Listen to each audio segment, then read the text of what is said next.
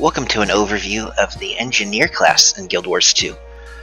This series is designed to explain the feel and some of the base level mechanics of Guild Wars 2's classes and their elite specializations to help those looking to answer the eternal question, what should I play? It's not meant to get into the specifics of those elite specializations too much. It's not looking at comparative damage numbers, it's not looking at usefulness, it's just looking at how the class feels, because in most cases, in almost every case, everything is viable. Hope you enjoy.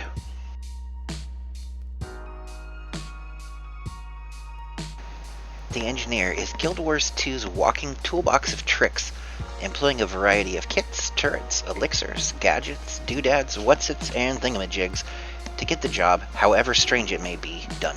Of the two classes unable to do this. In exchange, they gain access to toolbelt skills, additional utility options based on their slotted class skills, and the ability to use weapon replacing kits as a utility skill. These kits give them access to a variety of either bombs, grenades, tools, a flamethrower, an elixir gun, and or a mortar. When used, these kit skills replace their currently equipped weapon skills and can be swapped off of in order to access those skills again. Due to the presence of these kits, the Engineer has access to a significantly smaller pool of weapons than most other classes do. The rifle, a long-range two-handed power damage weapon, pistols, condition-based main and offhand weapons, and the shield, an offhand weapon focused on defensive skills. In Heart of Thorns, the Engineer gains access to the Scrapper elite specialization, a hammer-wielding melee with access to gyros, small area of effect gadgets that deal damage, heal allies, or cleanse debuffs. The Elite Gyro can also provide a short-duration stealth field for its group. The Scrapper retains the base Engineer's toolbelt mechanic, however its Elite toolbelt skill is replaced with Function Gyro, a damaging skill that can both revive allies and kill downed enemies in PvP. The Scrapper's toolkit also includes a significant amount of super speed generated through its gyros, allowing them to maintain high uptime on mobile targets, both personally and for its group, as well as helping speed up some NPCs in game modes where this might be relevant.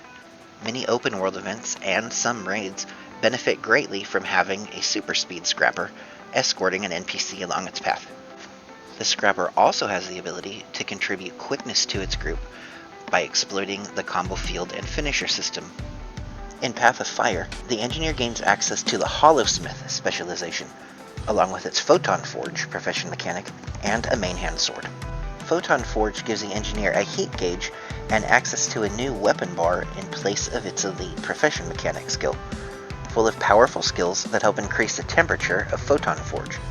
This heat can then be exploited for additional damage on its sword skills and its utility line, its Exceed skills. The Holosmith traits, particularly its Grandmaster options, give the Engineer ways to interact with the heat mechanic, either venting it while dodging to damage foes, to allow for higher heat capacity and new damage thresholds, or to remove the penalty for overheating, turning it into additional damage to their enemies. In the End of Dragons, the Engineer learns to adapt Canthan Jade technology to the School of Golemancy, bringing the Mechanist elite specialization to its arsenal. The Mechanist forgoes the normal toolbelt profession mechanic, and in exchange gains a large mech, complete with its own set of skills, determined based on options chosen in the trait line. Currently, the trait lines provide a physical damage option, condition damage option, or a full support option, though there is some mixing and matching that can be done, as with other Engineer talents. The Mechanist utility line, Signets, have a passive effect for being equipped, and then the actives will give effects that either radiate from the mech or from the Engineer if the mech is not present on the battlefield. These can include a pulsating damage field, a barrier granting field, or a skill to move both the Mechanist and the mech at the same time. The Elite Signet can either recall the mech if it gets destroyed, or instruct the mech to fire a large laser beam from its arms. The mech itself can be recalled from the battlefield, giving the Engineer the ability to save it from damage, or to use it as a potent crowd control. The Mechanist signature weapon, the Mace, is primarily a support weapon, providing barrier, a heal, and a short cooldown crowd control skill that will also ask the mech to fire its crowd control skill at the same target. The engineer can also provide alacrity to its group through trait lines. In their case, it will be applied to the group when barrier is applied. In both Secrets of the Obscure and the Janthier Wilds, there are no additional elite specializations. However, there are new weapons.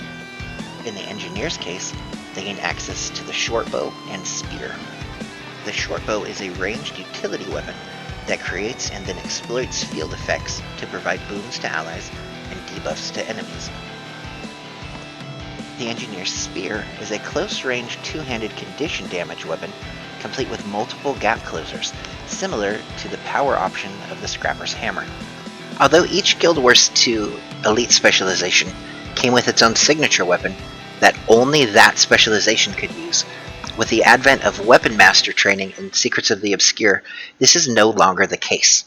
So long as the corresponding expansion for each weapon is owned, that weapon may be unlocked for use across the account.